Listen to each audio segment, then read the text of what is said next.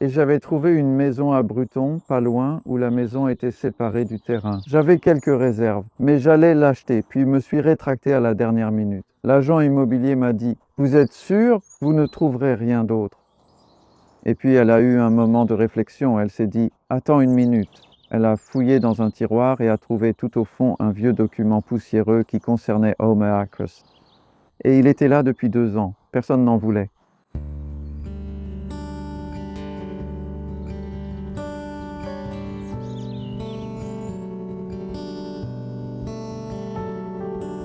Cette vidéo diffère de mes vidéos habituelles et retrace l'évolution de Homer Acres sur 10 ans. Cela fait presque exactement 10 ans que je suis arrivé ici en octobre 2012 et nous allons d'abord voir à quoi ressemblait la maison et comment cela a changé le centre de la propriété.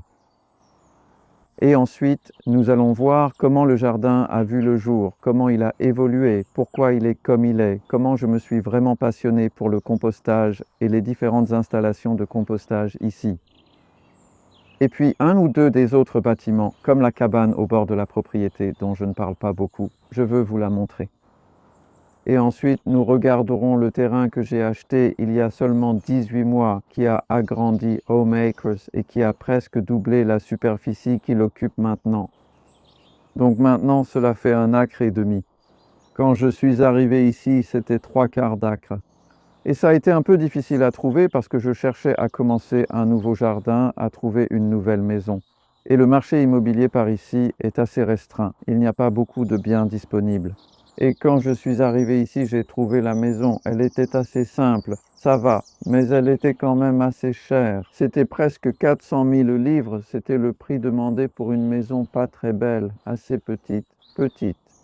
Mais le terrain autour était agréable. Et c'est ça en fait que je voulais. Pour la plupart des gens, ce n'était pas recherché. J'ai pris ma bêche pour examiner la terre. L'agent immobilier a dit « Je n'ai jamais vu ça. Les gens n'apportent pas de pelle en visitant une maison. » J'ai creusé un trou et constaté que la terre était bonne. Plus tard, j'ai appris que c'était un ancien jardin maraîcher. Donc, jusqu'ici, tout allait bien. Mais la maison, quand je suis arrivé, n'était pas vraiment agréable à vivre, assez froide et humide. Et je me suis dit, tu sais, c'est assez rudimentaire ici. Ce serait bien d'avoir un bâtiment du côté sud, un peu plus chaud et plus sec. J'ai fait un croquis et découvert que Marc, le voisin d'en face, est artisan du bâtiment. Je suis allé le voir et lui ai demandé ce qu'il pensait de ce projet. Et il a dit, oui, je peux faire ça. Et il a dit, tu sais, il venait juste d'emménager. Il a dit, je pensais acheter Homer Acres. Il a dit que s'il l'avait fait, il aurait détruit la maison pour en construire une nouvelle. Donc, d'accord, ce n'est pas vraiment un bon reflet de ce qu'était la maison. Mais ça va, en fait. Vous savez, je ne veux pas que ça paraisse trop négatif. C'est une maison confortable. Mais avec la véranda, c'est tout simplement génial. Et c'est un peu devenu comme le QG du No-Dig où, avec les changements de ma vie durant ces 10 ans, tout cela est allé de pair avec le développement de la propriété, en particulier de mon travail d'enseignement et de l'audience acquise grâce aux réseaux sociaux. J'ai fait ma première vidéo ici il y a 9 ans. Le développement de ma vie durant cette période a été significatif et je peux vous en montrer un aperçu pendant la visite de la propriété. Commençons par voir comment tout a commencé au jardin.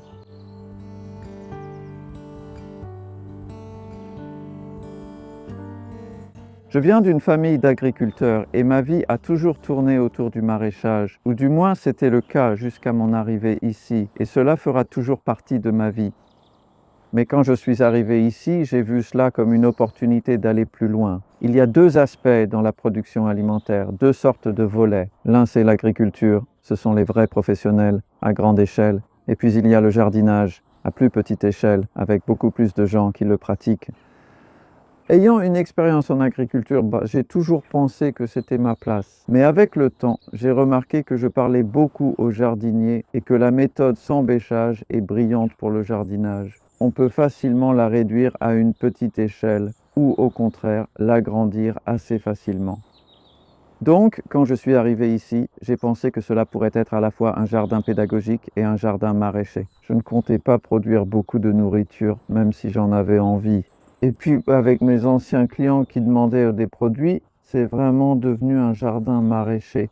Mais je pense en fait maintenant que l'accent principal est mis sur le partage des connaissances. Et c'est pour ça que j'ai organisé les choses comme ça. Il y a pas mal d'essais en cours ici. Ces deux planches de comparaison entre bêchage et non bêchage sont les premières que j'ai réalisées. À mon arrivée, c'était juste un champ vide. Et là, on se demande par où commencer? Vous savez, faire les deux premières planches avec un chemin et une orientation, ça vous donne en quelque sorte un modèle pour continuer à partir de là, car c'est l'alignement qui sert de repère. Et je me suis vraiment beaucoup gratté la tête. J'allais les mettre plus près de la maison. Je n'avais pas de plan. Je ne crois pas vraiment, vous savez, au modèle et au plan précis. J'ai une vision. C'est comme ça que je le dirais plutôt.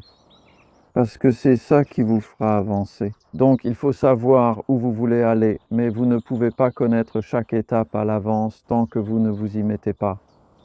Et au début, je pensais que celle-ci serait plus proche de la maison. Puis j'ai découvert ce gros bloc de béton juste là. Et puis j'ai découvert davantage comment cet endroit avait été un jardin maraîcher. En fait, je suis remonté dans la rue parce qu'une des voisines m'a dit qu'elle avait une photo aérienne de Home Acres en 1968. J'ai été stupéfait. Il y avait toutes ces serres et en fait de tout petits arbres autour du périmètre. Et quand je suis arrivé ici, ils étaient devenus énormes. Ce sont des épicéas qui avaient été plantés environ 50 ans auparavant. Et ils étaient vraiment devenus énormes. Et c'est cette même voisine que j'ai rencontrée en premier parce qu'elle est montée l'allée après mon arrivée ici. C'est Hilary. Et elle a dit, donc, je suis ta nouvelle voisine. D'accord. Alors, j'ai entendu dire que tu allais faire abattre ces arbres. Elle n'avait pas l'air très contente. Et j'ai dit, oui, demain. Et elle a dit, eh bien, je voulais juste te prévenir que tu vas rendre beaucoup de gens très heureux. D'accord, c'était bien. Ça a vraiment éclairci ce côté-ci du village. C'est le sud-ouest, ici très exposé. Le vent est vraiment passé. Le toit de mon garage s'est envolé cet automne. Tout ça fait partie du fait d'emménager dans un nouvel endroit et d'en apprendre un peu plus à son sujet. Et le vent, en fait, ce n'est pas si mal. Ça fait pousser de beaux légumes. Bref, ces plates-bandes se sont retrouvées ici. Et à partir de là, ça a servi de modèle pour aménager le reste de cette zone en 2013. Ce n'est pas immense. Je n'utilisais pas toute la propriété. Et puis, ça s'est agrandi petit à petit avec le temps. Et d'autres essais se sont développés. Et cela comprenait ce que nous allons voir ensuite, c'est-à-dire le compostage. Parce que quand je suis arrivé ici, j'avais toujours fait du compost et c'est vraiment une partie de ce que je fais. Mais je n'étais pas aussi passionné que je le suis maintenant. Et cela s'est développé avec tout ce qui concerne l'enseignement et la communication et comme publier des vidéos sur le compostage. J'ai remarqué qu'elle compte parmi les plus populaires et je sens que cela aide vraiment à susciter beaucoup d'intérêt et de passion pour le compostage également. C'est essentiel, non seulement pour le jardinage sans labour, mais pour tout bon jardinage. Voyons maintenant le compostage et les différentes installations. Une réflexion que les réseaux sociaux m'ont apportée à propos du compostage a été la confusion parmi les jardiniers sur la façon de le faire et d'ailleurs sur la façon de l'utiliser. Le compostage, d'après ce que j'entends, a été présenté comme très difficile. Les gens sont intimidés et ne le font finalement pas. Ou alors ils ne sont pas satisfaits du résultat et cela les décourage. Et donc, grâce à différents systèmes de compostage ici, j'ai pu expliquer le processus et les principes pour que les gens comprennent mieux ce qu'ils font. Et quand on comprend quelque chose, on peut s'adapter au fur et à mesure et réussir davantage parce que chacun a une situation différente, des matériaux différents à ajouter pour faire du compost, ce genre de choses.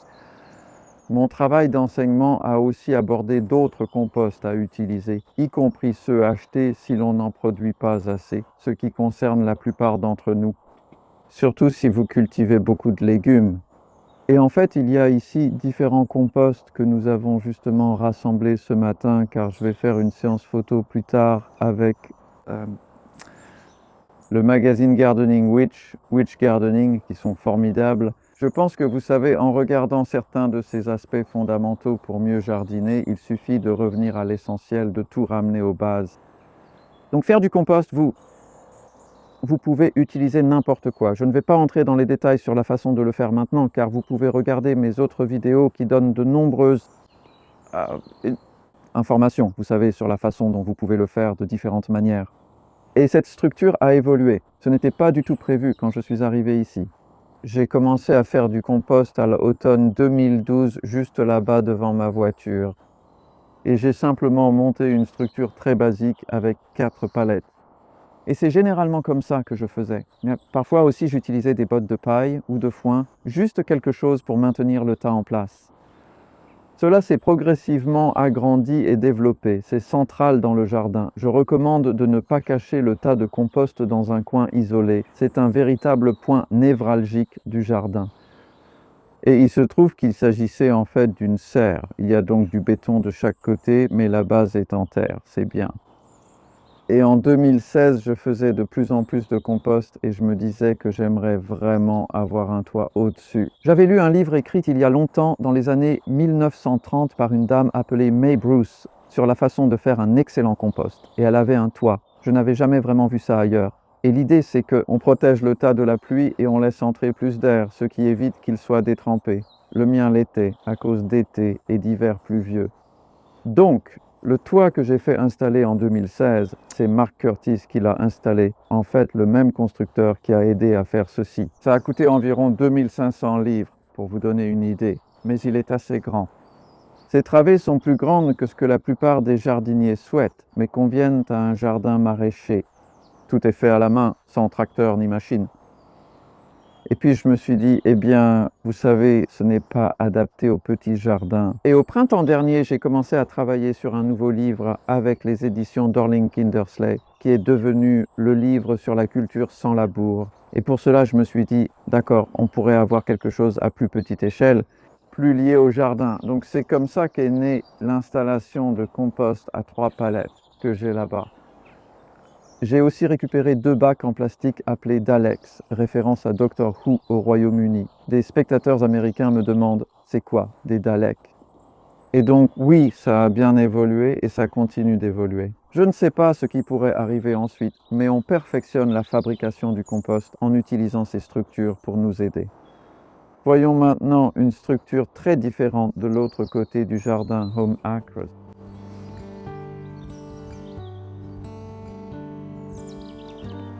J'ai toujours été fasciné par les petits bâtiments et les structures, et surtout s'ils sont dans un jardin, quoi de plus agréable. Et quand j'ai vu cet endroit, cette cabane comme je l'appelle, à vendre en 2018, eh bien comment résister? J'ai toujours voulu avoir quelque chose dans le jardin où la famille en visite et les personnes qui viennent t'aider pourraient rester un moment. C'est magnifique. Elle était vendue par son constructeur qui partait s'installer ailleurs. Il devait la démonter, l'apporter et la remonter ici selon l'accord. Aucun permis de construire n'est requis pour une telle structure car elle mesure moins de 2,50 m et n'a pas de fondation en béton. Elle est construite sur des piliers en bois qui vont dans le sol sous cette terrasse. Tout est en bois local et c'est hors réseau, donc il y a un panneau solaire. Il y a une batterie de voiture qui transforme cela en électricité pour les lumières à l'intérieur. C'est tout ce qu'il y a. Il y a un poêle à bois, donc on peut y être au chaud en hiver. C'est en fait bien isolé. C'est un très beau bâtiment. J'aimerais beaucoup y vivre, mais ce ne serait pas pratique pour mon travail. Comme c'est hors réseau, je ne pourrais sans doute pas avoir de routeur. C'est simplement un bel espace dans le jardin. Peut-être que je vivrai ici un jour. Qui sait? Et nous manquions de place. Vous savez, cela s'est en fait très bien intégré dans un coin quelque peu délabré de Home Acres qui est depuis devenu un véritable atout, car nous avons aussi le jardin d'herbes aromatiques ici que nous avons créé. Et nous avons d'ailleurs fait une vidéo à ce sujet avec J.K. McVicker l'été dernier. Et puis là-bas, une partie de mon travail consiste toujours à créer de nouvelles planches de culture. Parce que je veux expliquer le non-bêchage et comment vous pouvez commencer. Et je manquais de terrain à Home Acres pour créer de nouveaux parterres. Nous avons réussi à trouver un petit coin très envahi par les mauvaises herbes là-bas, où nous avons tourné une vidéo avec Kevin d'Epic Gardening il y a quelques années. Et puis, eh bien, cela a conduit à la prochaine étape du développement de Home Acres. Alors allons voir.